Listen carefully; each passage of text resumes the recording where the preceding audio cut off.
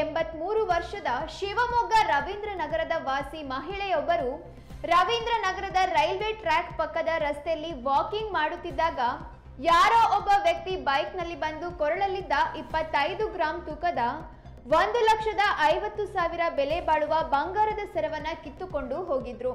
ಅವರು ದೂರಿನ ಮೇರೆಗೆ ಜಯನಗರ ಪೊಲೀಸ್ ಠಾಣೆಯಲ್ಲಿ ಪ್ರಕರಣ ದಾಖಲಾಗಿತ್ತು. ಸದ್ಯ ಆರೋಪಿ ಹರೀಶ್ ಎಂಬಾತನನ್ನ ಬಂಧಿಸಲಾಗಿದ್ದು, ಈತ ತೀರ್ಥಹಳ್ಳಿಯ ತುಂಗಾ ಕಾಲೇಜಿನಲ್ಲಿ ಕೆಲಸ ಮಾಡ್ತಾ ಇದ್ದ.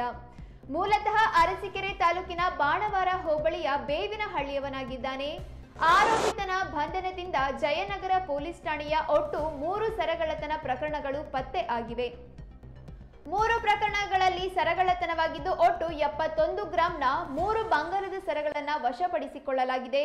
ಕೃತ್ಯಕ್ಕೆ ಉಪಯೋಗಿಸಿದ ಸ್ಪ್ಲೆಂಡರ್ ಬೈಕ್ ವಶಪಡಿಸಿಕೊಂಡಿದ್ದರು.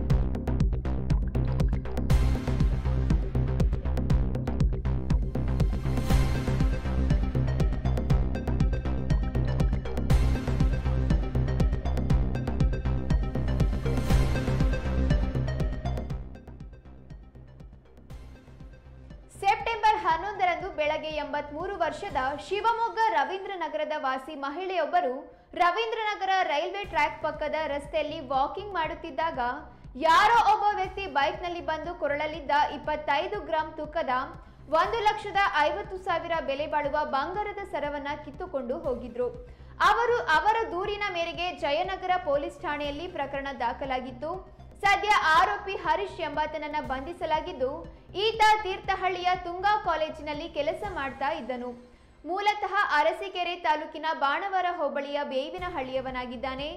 ಆರೋಪಿತನ ಬಂಧನದಿಂದ ಜಯನಗರ ಪೊಲೀಸ್ ಠಾಣೆಯ ಒಟ್ಟು 3 ಸರಗಳ್ಳತನ ಪ್ರಕರಣಗಳು ಪತ್ತೆ ಆಗಿವೆ. 3 ಪ್ರಕರಣಗಳಲ್ಲಿ ಸರಗಳ್ಳತನವಾಗಿದ್ದು ಒಟ್ಟು 71 ಗ್ರಾಂನ 3 ಬಂಗಾರದ ಸರಗಳನ್ನು ವಶಪಡಿಸಿಕೊಳ್ಳಲಾಗಿದೆ. ಕೃತ್ಯಕ್ಕೆ ಉಪಯೋಗಿಸಿದ ಸ್ಪ್ಲೆಂಡರ್ ಬೈಕ್ ವಶಪಡಿಸಿಕೊಂಡಿದ್ದರು.